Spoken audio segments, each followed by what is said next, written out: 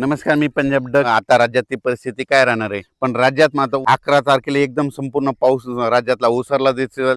मुंबईचा देखील पावसाचा जोर ओसरणार आहे, पुण्याकडला ओसरणार आहे, नाशिकचा ओसरणार आहे, कोकणपट्टी घाटमाथ्यावरचा देखील 2 दिवसानंतर ते देखील जोर ओसरणार आहे.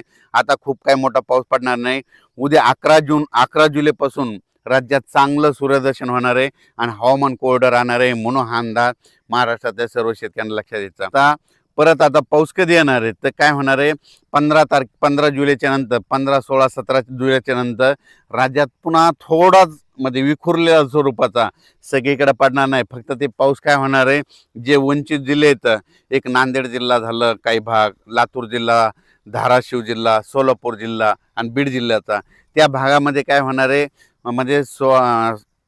15, 16, 17 जुलैच्या दरम्यान तुरळक ठिकाणी भाग बदलत त्या 2-3 जिल्ह्यामध्ये एक पावसाची हजेरी असणार आहे, म्हणून हा अंदाज लक्षायचा. महाराष्ट्रात देखील विखुरलेल्या स्वरूपाचा 15, 16, 17ला थोडाफार पाऊस येणार आहे. सगळीकडे पडणार नाही, फक्त स्थानिक वातावरण तयार होऊन ते पाऊस पडेल, म्हणून हे अंदाज शेतकऱ्यांना लक्षायचा.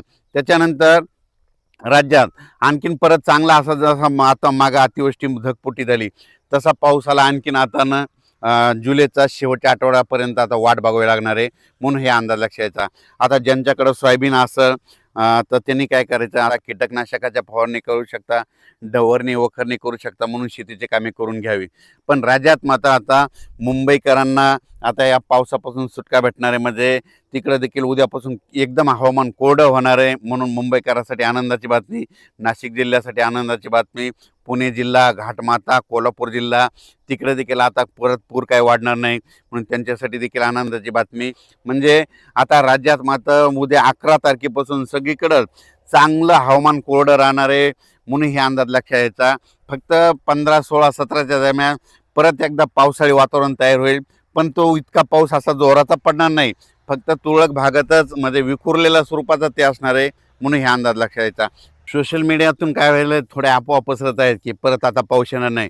शेतकऱ्यांना घाबरू नका, पाऊस येणार आहे. जुलैच्या शेवटच्या आठवड्यात देखील असाच एकदम आता जसा पाऊस आला ते चांगला पाऊस येणार आहे. पण तुम्हाला एक सांगू इच्छितो, 15, 16, 17च्या दरम्यान देखील थोडाफार पाऊस असणार आहे, म्हणून शेतकऱ्यांनी तुम्ही काय करा, आपण आपले शेतीचे कामे करून घ्या, तणनाशक मारून घ्या, कीटकनाशक मारून घ्या, कारण की पाऊस बिलकुल येणार आहे, दुष्काळ वगैरे काही पडणार नाही. त्याच्यानंतर आता जुलैच्या शेवटच्या आठवड्यात देखील एक चांगला मोठा पाऊस येईल, त्याचा व्हिडिओ आणखी 2-4 दिवसात देईल. पण तोपर्यंत शेतकऱ्यांनी घाबरून न जाता आपण आपल्या शेतीचे कामे करून घ्या, फवारण्या करून घ्या, डवरणी करून घ्या, वखरणी करून घ्या, म्हणून हे सर्व शेतकऱ्याला सांगू इच्छितो.